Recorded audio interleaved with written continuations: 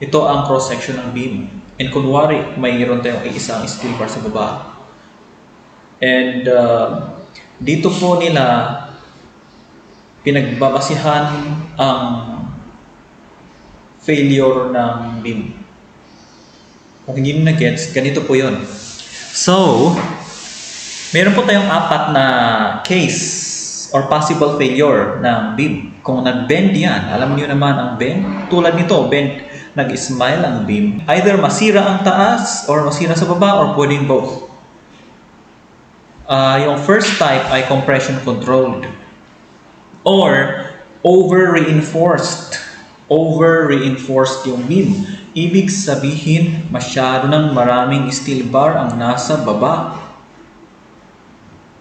Kung masyado na pong marami ang steel bar na nasa baba, ang mangyayari ay yung strain sa baba ay napakaliit. At yung strain sa taas ay mas malaki. Ito po ay strain diagram. Kung ganun ang mangyayari at nag-bend ang beam, let's say masisira na siya dahil sa sobrang bigat ng binubuhat niya. Ang mangyayari ay mauunang masisira ang nasa taas kasi mas malaki ang strain ng nasa taas. Sasabog ang nasa taas na concrete kasi masyado ng maraming steel bar ang nasa baba. And hindi po natin papayagan na mangyari yun. Kasi dangerous yan. Hindi ka po na warningan, sumabog agad ang beam.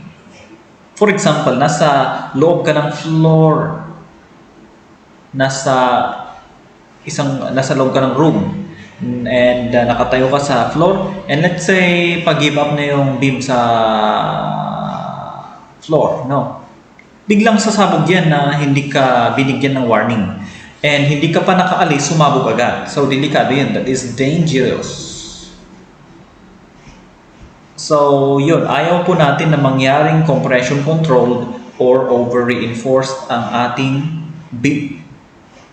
Iwasan po natin na damihan masyado ang nasa baba. Dapat mas kukunti. Okay, so, next. Balanced condition. Ibig sabihin naman ng balanced condition ay masisira sabay ang nasa taas at nasa baba. Dangerous din ito. So nakatayo ka, pasimulang mag-crack pa lang yung nasa baba ng beam. Sumabog na din agad yung tataas, like sabay sila nag-fail. So hindi ka pa na-warningan, hindi ka pa nakaalis sa room. Sumabog agad yung nasa taas, sabay, napupunit sa baba, hindi nag-fail na yung beam. Wala na, hindi ka pa nakaalis, na-aksidente ka na doon. Okay? So, next naman. So, ayaw din naman natin mangyari yun, ang balance condition. We don't like this. Dito naman sa third and fourth, ibig sabihin nito guys, ay kitang-kita naman na mas malaki ang strain sa baba kaysa sa strain sa taas. Kung nag-strain sa taas, kailangan mo nang mauunang masira ang nasa baba kasi mas malaki ang strain niya.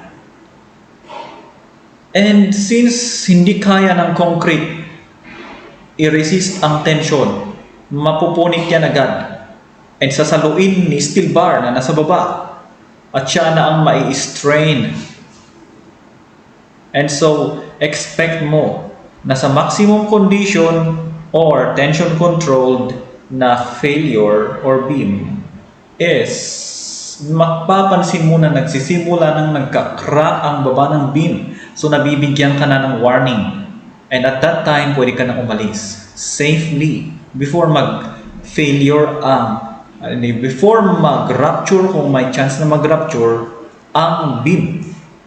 So, safe ka na. So, ito po yung gusto natin mangyari, guys. Maximum condition and tension control.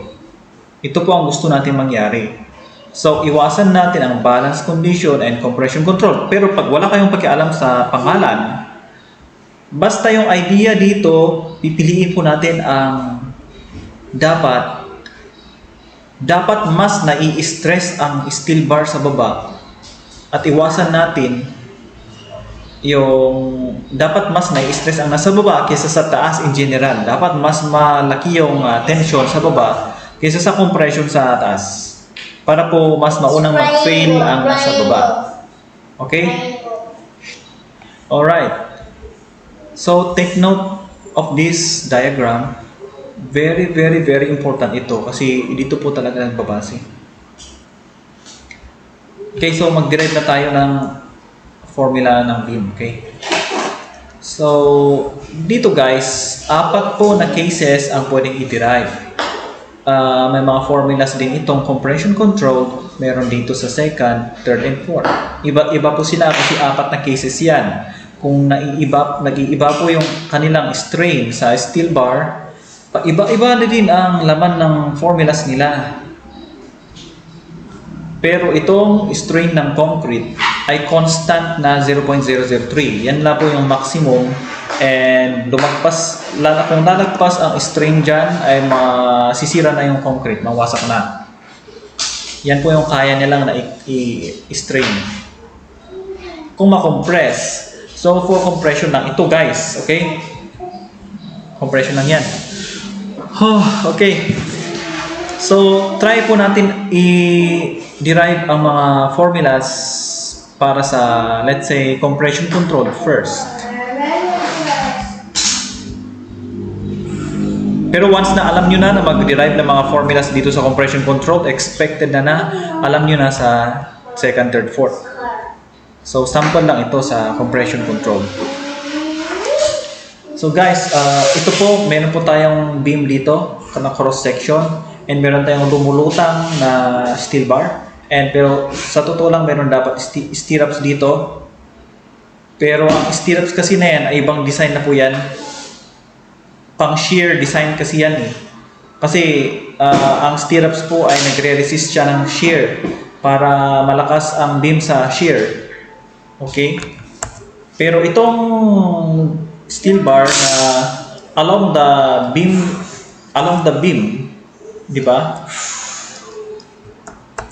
Siya po yung mini-measure natin dito sa beam design ngayon. Sila po yung kinukuhanan natin kung ilang pieces ba, gaano kakapal. Okay? And guys, itong location ng steel bar ay makalaga. Kunwari, iisa lang yan.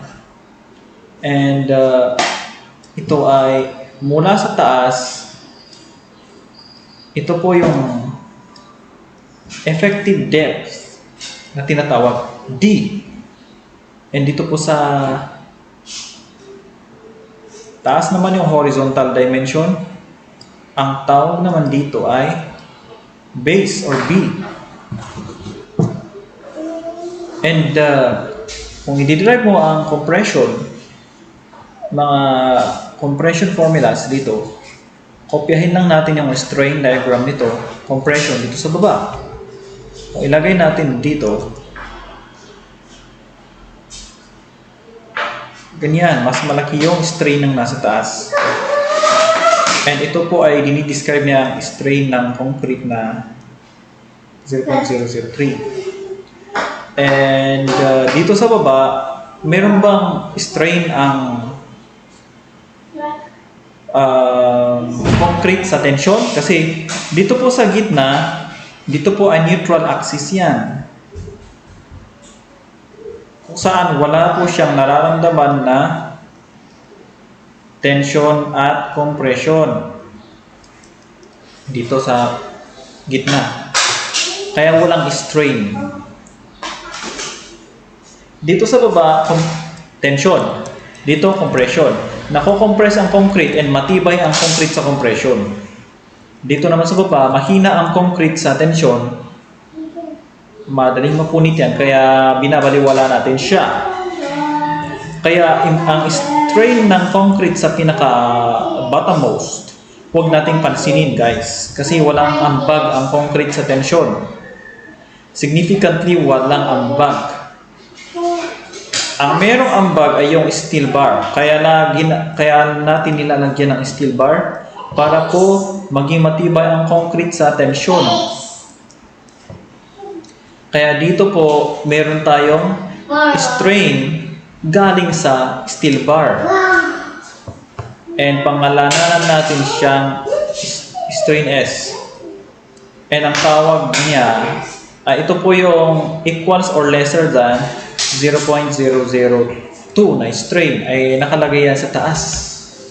Kaya huwag niyo pong kalimutan itong diagram kasi very important ito. Itong strain ng bakal ay paiba-iba sa mga cases. So sa compression control, 0.002. Iba na din sa balance, iba sa maximum, iba sa tension.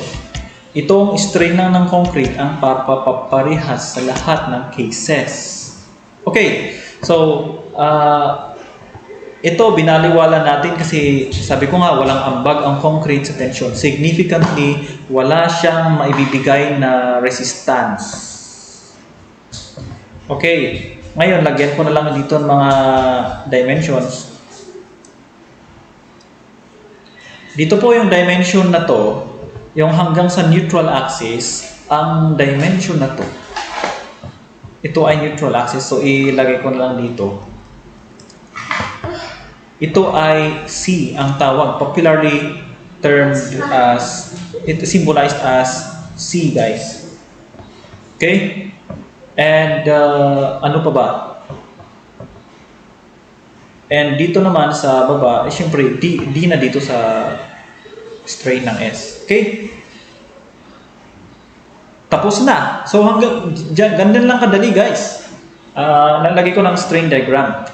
And dito tayo magbabase kung ano ang actually dito siya nag-iiba yung formulas.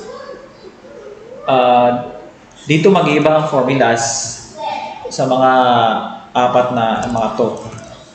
Pero for dito naman, kung napalitan mo lang ito, nadagdagan mo ng steel bar dito or dinagdagan mo dito ng steel bar, pinalitan mo yung dimensions, saka ito pwedeng mag-iba. Okay, so dito naman sa stress diagram, ito po ay yung mga forces. Okay? So, sa naka-align dito sa steel bar sa baba, let's say ito ay resistance, guys, or diagram ng reaction forces. So, yung mga reaction forces na yan ay ilagay lang natin dito sa stress diagram. First, kung nagbe-bend ang beam ng pa-smile, syempre, natitension sa baba, makukompress sa taas. Kung natitension sa baba, mahina ang concrete sa tension, kaya natin nilalagyan ng bakal sa baba. And siya po yung nagsasalo sa stress. Kaya lagyan po natin siya dito. Yan. So, meron po tayong ditong reaction force. Reaction force para sa tension. T ang tawag. And then, force yan so, this is force. And then, sa reaction naman sa concrete. So, dito guys, imbis na mayroong concrete na ilalagay dito na uniformly distributed load, wala na. Kasi walang ambag ang concrete sa tension. So, binabaliwala lang natin. Example, imagine mo na wala na lang yan. Ngayon, dito naman sa taas, concrete. Ano ang nagre-resist? Kung nag-bend yan, ano ang nagre-resist sa taas? Kung nag-bend, bakit kaya matibay ang beam? Bakit hindi pa siya nasira? Dahil sa taas ay meron tayong concrete na matibay sa compression. Kaya meron tayong compression dito. Hanggang dito dapat meron tayong dapat uniformly distributed load dito ng concrete. Pero before ko sabihin yung kakaiba dito, nung una guys, sa strength of materials, meron tayo kasing uniformly distributed load na para silang ganyan.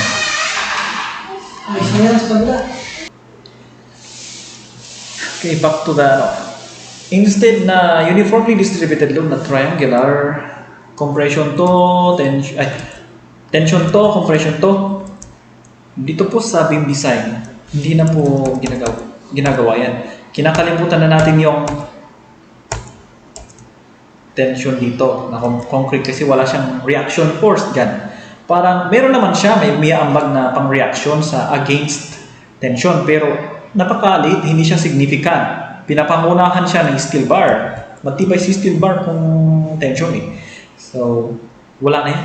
Hindi na natin ilalagay. Babaliwalain na lang natin. So, dito na lang sa taas ang ilalagay natin. According daw sa experiment, ang tunay daw na reaction ng compression sa concrete ay ganito, curve. Yan. Pero, di ba, ito ay forces, and alam mo naman ang forces, guys, ay galing po yan sa stress formula na P over A. And yung P na yan, yun yung C and T. So actually, ang formula ng force ay stress times area. So itong force na to, hindi dapat, ito yung stress capacity ng concrete against compression times the area of the concrete. Itong shaded area ng compression side. Pero, sabi nila, i-multiply mo daw yan ng 0.85 para hindi na curve yung ating uniformly distributed load. So, kung ni-multiply mo yan, ang mangyayari, magiging straight na. Ganyan na, straight na yung ating uniformly distributed load sa ating concrete. Yan. So, C is now equals to 0.85 FC area of the concrete. Okay? So, imbis na umabot sa neutral axis ang ating shaded area, hindi na. Para mas maging simple na lang ang ating computation, nilagyan natin ng 0.85 para maging rectangular siya. And yan ang sinabi nila, para maging simple daw ang pag-compute natin. Kasi pag curve, may hirapan daw tayo dyan. Kaya minultiply ng 0.85 para maging straight, at the same time, maging shorter yung length niya. Naging straight siya, tapos naging shorter. Wala tayong magawa. Meron bang factor dyan na straight siya, pero hanggang sa neutral axis? Wala. Hanggang, masyushorten talaga siya, and wala tayong magagawa daw dyan, okay? So, naging short siya. And ang tawag sa distance na yan, small a. And yun po yung ating shaded area. Ito na po yung area na sinasabi niya na AC. Okay? So, FYI, ang AC dito ay air A times B. Ito A. Okay. So, tapos na ang compression. Okay? Ito guys pala ay since minultiply ko na pala to sa stress and area, ang mangyari naging point load na to. Kasi diniritso ko na sa resultant force. So, kung alam niyo na yung resultant force galing sa theory of structures, hindi po kayo mapapa-question bakit meron ganito. Okay, and ito ay nakatutok ito sa centroid ng ating shaded area. And ang distance nitong centroid ay half ng A, syempre. Next ay, itong formula naman ng T ay force din to. Kaya area times stress. It can be Fs times area na lang. Yan. Okay? Tapos na. Yun na. So, pero, hindi pa pala tapos, guys. Ito ay reaction forces. Ito. Nung nag-bend ang beam, ito yung reaction. Ni-resist ni tension pag right. Dito, yung pag ni-resist ni steel bar yung pag-bend para hindi siya masira. Tapos sa taas naman, ni-resist naman ni concrete ang pag-compress. So meron tayong mga reaction forces. Okay? Pero ito ay parang weird. Di ba? Let's say for example, meron tayong cantilever beam. Kung meron tayong force dyan, merong reaction dito. At kung may reaction dyan, alam kong dyan lang, kasi kung dyan lang ang force, guys, ang mangyari, walang sasalo dito sa left, walang sasalo sa baba. Hindi tataas na sila, tataas to, magro-rotate to, maging couple. Magro-rotate to forever and ever and ever and ever. At hindi tumitigil. Buti na lang, andyan si moment ng beam. Pinigilan niya ang pag-rotate. Kaya, imbis na nagagan, whoops! Naging steady na siya. Static. Kaya nga static of rigid bodies. Hindi na siya gumagalaw dahil sa totoong buhay, hindi talaga gumagalaw. Kasi kompleto ang sistema ng force. May reaction at lahat kompleto. Like, merong moment, merong loads, may forces. Ganon yun. Kailangan ng moment para titigil. Kaya, dito sa ating magro-rotate to forever. Ito, pupunta dito, pupunta doon. Anong mangyari? Kasi iisang location to. Magro-rotate yan. Forever and ever and ever and ever. Kaya, since hindi naman gumagalaw yan sa totoong buhay, kasi itong beam cross-section mismo ay concrete yan, meron siyang moment na resistance. At tinatawag yan na nominal moment. Ang ibig sabihin ng nominal ay basta moment. From the word nominal, adjective by name. So, hindi natin alam kung ano yan. Basta moment na may pangalan na moment. Basta moment daw.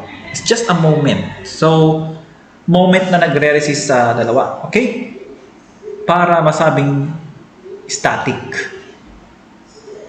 Alright. Tapos na. Tapos na, guys. So, ganun lang po maglagay ng ating mga ganito. Okay?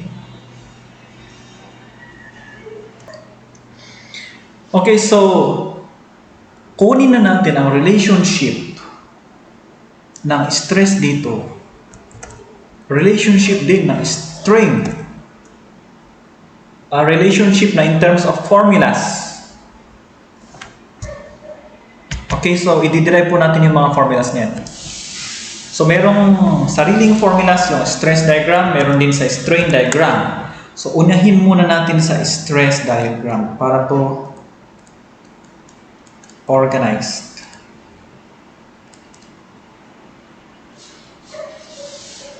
And ang stress diagram, ang mangyari lang dyan, kasi forces and moments lang yan, ay statics of rigid bodies lang tayo. Summation forces, horizontal. Kasi walang vertical, kaya horizontal lang. Okay, add lang natin. T kasi positive, and pa-left yung C kaya negative. Equals 0. And then yung T, FSAS, tapos minus 0.85 FC, AC, equals 0. Finished.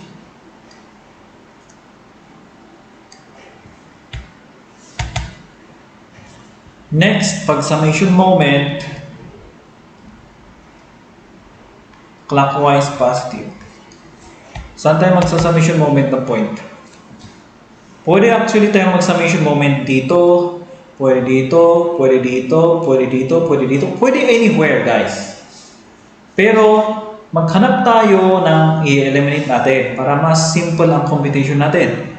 So dito tayo magsa-summation moment para ma-eliminate natin si tension, force. Pwede naman dito, kung gusto mo, pwede rin para ma-eliminate si C. Pero pinaka-popular is ini-eliminate ang T para uniform ang formula. So kung dyan tayo nag-pivot para sa summation moment. Okay, Mn, kasi clockwise si Mn, minus C times effective depth D, ito D minus a half. Ito yung moment arm naman niya.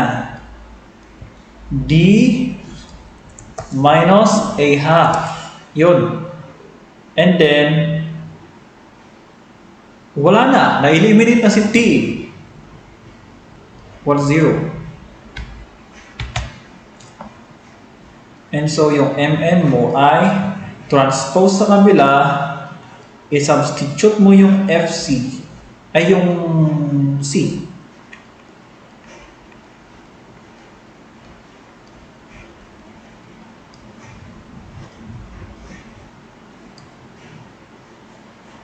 Yan. Tapos na.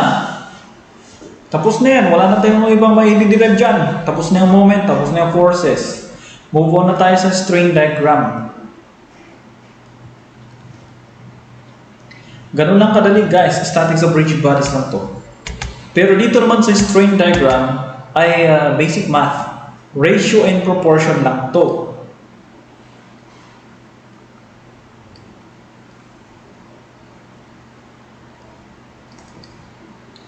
And hanapin mo kung ano yung pwedeng ma-ratio dito. Siyempre, ito sa steel, meron siyang strain. Dito din sa concrete, meron siyang strain. Kaya, steel strain over, ano to? Let's say, ano to? D minus C. Okay? So, yan ay D minus C. Equals strain C, C. So parang dito lang yung pinagbasihan ko. Yan yung parang pinagbulan ng dimension. Okay? Then, sulat ko si ES. D minus C. Tapos, EC. Yan. And then C. After that, C, D minus C equals 3 half. Cancel, di ba? And then, C, i-ano ko na lang muna para i-solve ko muna to. Tapos, 3D minus 3C. And then, pupunta doon, maging 5C equals 3D. So, yung C natin ay 3/5 D. Oh, tapos na. Walang ibang ma-i-derive dyan. So, C lang actually ang kinukuha dito. Wala nang iba. Actually, magiging komplikado lang itong derivation pag meron na tayong steel bar dito. Pero, siyempre, kung may steel bar dito sa compression side, likewise, lalagyan mo lang din ng arrow dito na isa. Ganyan. Tapos, siyempre, CS, compression ng steel, na meron din siyang FSAS. Pero, siyempre, ibahin mo din yung symbol niya. Let's say, ilagyan mo ng prime. Kasi, compression naman siya. Para mai-distinguish naman kumpara dito na mayroon siyang FSAS din. Okay. At syempre, kung meron kang steel bar naman sa taas, ay syempre meron din magagalaw dito, malalagyan ng strain na bago. Gets?